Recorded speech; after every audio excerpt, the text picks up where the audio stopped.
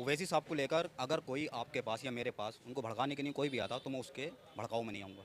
मैं ओवैसी साहब के साथ हूँ और अल्हम्दुलिल्लाह डंडा ठोकूँ। वो जो है हक बात कहने वाला आदमी है, ओवैसी जिसका नाम है, और हम ओवैसी के साथ हैं। हमारा माहौल तो ओवैसी जी के साथ है। ओवैसी जी के साथ। हाँ, बिल्कुल, डंडा ठोक ओवैसी जी के साथ हैं हम।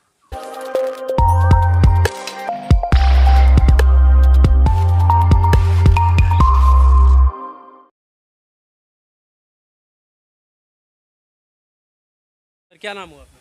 मेरा नाम शाहजेब अख्तर है। शाहजेब, कैसे देखते हैं योगी सरकार के कार्यकाल को? बीतने को आया है अब, कितना लगता है आपको कि विकास हुआ है? विकास विकास के नाम पे तो शून्य है, शून्य। शून्य से भी और नीचे अगर कोई अल्फाज हो तो वो है योगी सरकार के लिए। इस बार तो योगी सरकार का आने का कोई हिसाब ही नहीं है, कोई हिसाब नहीं है।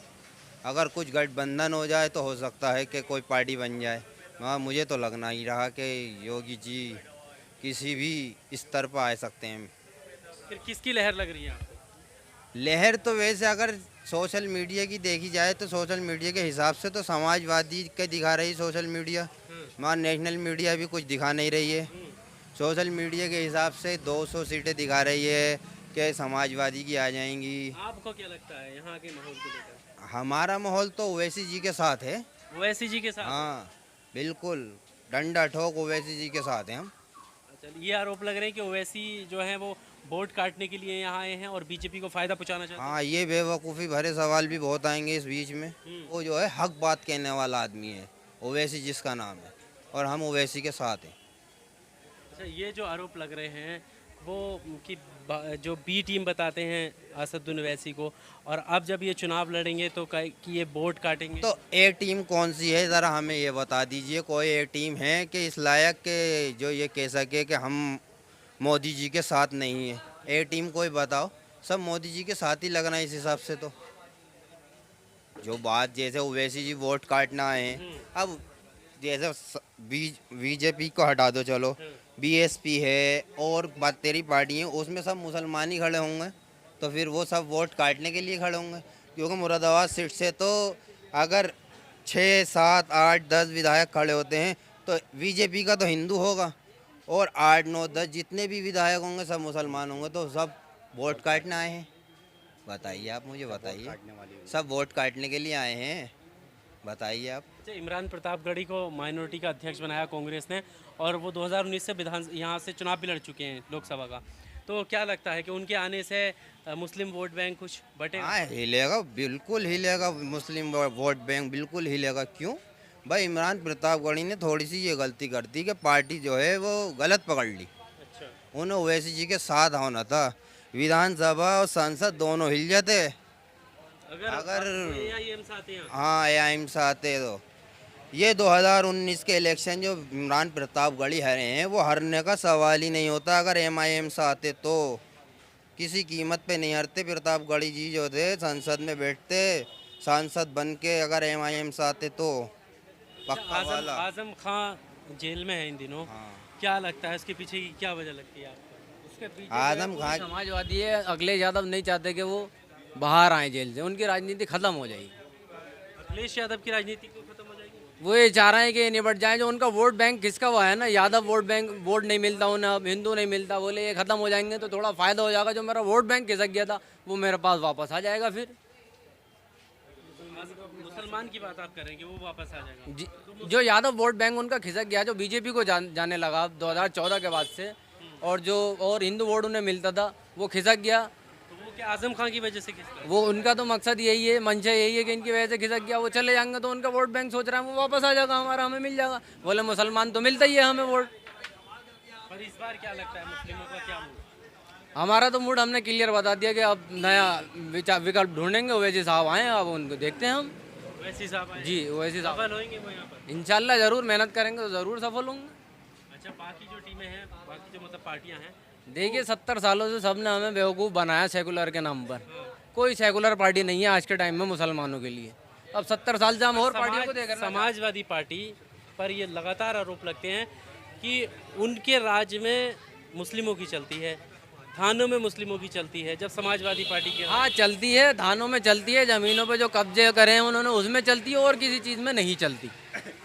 सारे जो हैं वो अपने फायदे के लिए उनकी, देखो मैं विधायक बन गया तो किसी की हिम्मत है कि थाने पे भाई मैंने फ्लैट पे कब्जा कर लिया तो मैं जो कोई थाने वाला या कोई बोलेगा? कोई नहीं बोलेगा। क्यों? क्योंकि मेरे पास पोजीशन है, मैं विधायक हूँ, मैं सांसद हूँ, तो उसमें जो है थोड़ा पुलिस उसमें दबाव में रहती है, इस वजह से उनकी चलती है दबाव। वो पुलिस को ऐसा बना लेते हैं धुर, वो क्या कहा जाए कि पुलिस, समाजवादी की पार्टी में पुलिस बेवकूफ़ बन जाती है बिल्कुल।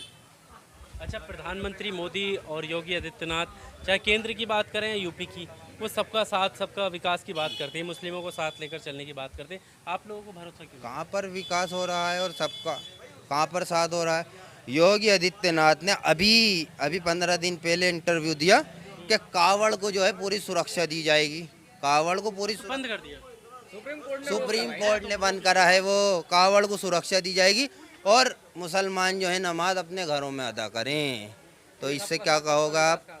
सबका विकास कहाँ पर है? दूसरी जनरेशन है मुसलमान हिंदुस्तान में, दूसरी जनरेशन है, तो उनकी ये कंडीशन है, तो कहाँ से सबका साथ सबका विकास हो गया? मैं तो ये समझता नहीं सबका साथ सबका विकास है। एक बात बताइए, वही बात होगी ना, जो जिस राजनीति को वो आगे बढ़ावा दे रहे हैं, उसी राजनीति को आप आगे बढ़ावा दे रहे हैं। आप विकास पर बात करिए ना, फिर आप भी तो कह रहे हैं कि ओवैसी आ रहे हैं, मुस्लिम को देखकर ध्यान में रखकर आप वोट दें। वो वैसी जो आए हैं, तो देखिए आप हैदराबाद में बकरा ईद की नमाज जो है ईदगाह के अंदर हुई है, तो ये है सबका साथ सबका विकास, और वो सबको साथ लेके चलते हैं। आप जाके हैदराबाद में देख लो, देखो जब वो यहाँ आएंगे जब भी कुछ काम बनेगा, कुछ दिखाई देगा, जब उनके विधायक सांसद उनके होंगे, जब वो कार्य भी करेंगे, सब कुछ करेंगे। ऐसा नहीं है कि आदमी एकदम, अब वो इतने पैसे वाले हैं ओवैसी साहब कि वो पैसा खर्च कर सकते हैं, मगर वो पहले जनता के वो रुझान देख रहे हैं क्या है। वो पैसे वाले हैं। अब देखो वहाँ हैदराबाद में जाके देखो तुम, हिंदू मुस्लिम दलित सबके लिए हैं, और उनका कार्यकर्ता भी उठा के देख लो। पर एक सवाल जो खासकर आम जनता उठाती है वो ये है कि ओवैसी के बोलने से जो हिंदू मुस्लिम है वो बढ़ जाते हैं और बीजेपी को फ़ायदा मिल जाता है, फिर कि जो बहुल्य आबादी है हिंदुओं की वो उनकी साइड हो जाती है। क्या इसमें सच्चाई नहीं है? सच्चाई तो है थोड़ी, इसमें मैं नहीं कहूँगा सच्चाई है थोड़ी, मगर देखो कोई ना कोई तो बोलने वाला खड़ा होगा ही, नहीं तो पिटते पिटते जो है एक दिन ख़त्म हो जाएंगे। अगर कोई नहीं बोलेगा तो पिटते पिटते एक दिन ख़त्म हो जाएंगे। कौन पिट रहे हैं? और कैसे पिटवाओगे? मॉब लिंचिंग के आपने अब तक कितने केस देख लिए 2014 से? बताइए आप। कई सारे केस हुए हैं। कई सारे? बताओ इन्हें कितने केस होगा? 28 केस तो वो दिखा चुके हैं mob lynching, national media 28 case दिखा चुकी है मॉब लिंचिंग के, जो नेशनल मीडिया है। और जो मॉब लिंचिंग हो चुकी है उसके बारे में जो है, जो जैसे दब गई या वो मीडिया नहीं पहुंच पाई, या कुछ जैसे थाने की मिली भगत, कुछ नेताओं की मिली भगत के उसको दबा दिया गया, और जिन्हें कितनी इतनी मॉब लिंचिंग है, तो ये इसमें क्या कहेंगे हम? बताइए। बता आपका क्या कहना है? भाई ने जो भी कहा बिल्कुल सच कहा है। तो ओवैसी साहब को लेकर अगर कोई आपके पास या मेरे पास उनको भड़काने के लिए कोई भी आता तो मैं उसके भड़काऊ में नहीं आऊँगा। मैं ओवैसी साहब के साथ हूँ और अल्हम्दुलिल्लाह डंडा ठोकूँ, बस एंड है साहब। ये मेरा उनका दीवानापन कह लीजिए या मुसलमानों को उनको एक साथ लेकर कह दीजिए, क्योंकि वो पहले ऐसे कैंडिडेट नहीं, वो खड़े होके मुसलमानों के नाम पे बोलते हैं।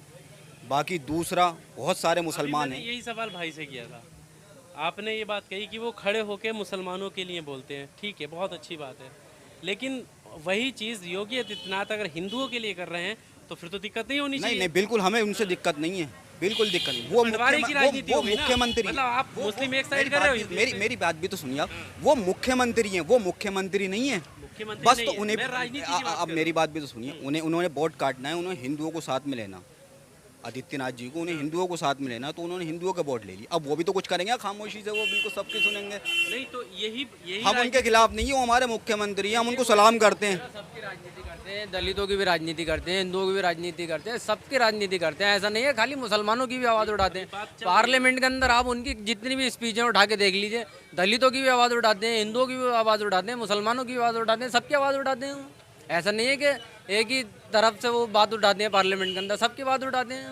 ठीक है, आप असदुद्दीन ओवैसी को सपोर्ट करते हैं, क्या वजह है? कुछ वजह बताइए कि ये वजह मुझे अच्छी लगती है उनकी, इसलिए मैं देखिए वजह यह है कि मेन वजह वो हमारी आवाज़ उठाते हैं, दलितों की भी दबे कुछ लोग की आवाज़ पार्लियामेंट में आज तक कोई ऐसा लीडर आया नहीं उठाने वाला। अब हमें पहली बार ऐसा लीडर मिला है तो हम उसकी सपोर्ट करेंगे खुल के। समाजवादी पार्टी के समाजवादी में एक आजम खां थे, वो थोड़ी बहुत हमारी सपोर्ट कर लिया करते थे, लेकिन आज समाजवादी ने उनको बिल्कुल किनारे कर दिया साइड ये में। बात तो इमरान प्रतापगढ़ी भी कर रहे हैं। इमरान प्रतापगढ़ी कर रहे हैं, लेकिन उन्होंने पार्टी चूज सही नहीं करी, गलत पार्टी में। प्रतापगढ़ी से कोई दिक्कत नहीं। इमरान प्रतापगढ़ी से हमें कोई दिक्कत नहीं, आजम खान साहब से भी कोई दिक्कत नहीं थी हमें, तो बहुत बढ़िया नेता हैं वो। कांग्रेस से फिर क्या दिक्कत है? कांग्रेस से देखिए जितने भी हिंदुस्तान में दंगे उठा के देख लीजिए, वो सब कांग्रेस के टाइम पर हुए ज़्यादातर। बाबरी मस्जिद का जो मेन मैटर है वो सारा कांग्रेस का करा धरा है, तो इसलिए हम कांग्रेस को पसंद नहीं करते। 1980 का मुरादाबाद का दंगा जो है वो कांग्रेस की ही गवर्नमेंट में हुआ था। तो बताइए, इंदिरा गांधी उस टाइम प्रधानमंत्री थी, तो अब कांग्रेस को कैसे हम वोट दे देंगे जब हमारे बाप दादा उसमें शहीद हुए? बताइए आप, कांग्रेस को कैसे? इमरान प्रतापगढ़ी बहुत अच्छे नेता हैं, बहुत अच्छे आदमी हैं, मगर पार्टी जो है उनकी वो हमारी समझ के बाहर है, बात ये है। और वैसी तो हैं ही हमारे, वैसे आपके हैं। पक्का गारंटी के साथ लिख के ले लो। और ऐसा नहीं है कि वो मुसलमान वोट, इंशाल्लाह हिंदू वोट भी मिलेंगे उनको जी, हिंदू वोट भी मिलेंगे, हम जानते हैं जी। क्योंकि हर आदमी हर इंसान ये चाहता है कि भाई मेरे बच्चे, मेरे सब लोग के 2 वक्त की रोटी सुकून से खाएं। और ये ताकत सिर्फ एक ही इंसान के अंदर है, जिसके पास ऊपर से ही पैसा हो, और उनके पास ऊपर से ही पैसा है। आप मुझे बता दीजिए कि किसके पास जो मुख्यमंत्री है, प्रधानमंत्री, या हमारे यहाँ के कोई भी XYZ मुसलमान नेता हैं, आज़म खान है या कोई भी, उनके पास बता दिया ऊपर से पैसा कहाँ से? ये बात आप मुझसे बेटर जानते हैं कि उनके पास ऊपर से पैसा। ओवैसी साहब के पास कौन सा ऐसा इंसान है मुख्यमंत्री से लेकर प्रधानमंत्री तक जिनके पास ऊपर से बाप दादाओं का पैसा? बताइए आप। अच्छा, 100 सीटों पर चुनाव लड़ रहे हैं, 100 सीटों में से आपको क्या लगता है? अरे हम 100 नहीं लाएंगे उनको जी, हम 75 दिलवाएंगे उन्हें। 75 की उम्मीद है, 75 की 50-75 इंशाल्लाह लेके आएंगे वो। हाँ भाई, हाँ इंशाल्लाह 50-75 की उम्मीद है, और हम पूरी मेहनत करेंगे और जितवाएंगे। देखो हम जो है हालांकि ना हम उनकी पार्टी बना लेंगे 75। इंशाल्लाह उम्मीद है, हमें हिस्सेदारी चाहिए हमें, और हम बात करेंगे ज़मीनी स्तर पे, पब्लिक से भी बात करेंगे हम, इसलिए समाजवादी पार्टी में ये कहा जाता था, जब सरकार थी समाजवादी की, तो ये कहा जाता कि अखिलेश नहीं बल्कि आजम खान मुख्यमंत्री हैं, ऐसी बात कही जाती। तो वहाँ पर आपको ये जुबानी देखिए आप, ये कंडीशन देखिए आजम खां की के मरने की कगार पर हैं, मरने की कगार पर हैं, और अखिलेश यादव जी जो हैं वो बाहर से ही टाटा बिल्ला करके आ गए कि भाई ट्विटर पे ये दिखाया कि अखिलेश यादव जी जो हैं आजम खां से मिलने गए, और बाहर से ही टाटा बाय बाय करके और आ गए। मतलब इतना बड़ा नेता जो जिसको आप बता रहे हैं कि उप मुख्यमंत्री मान लो, है ना, उप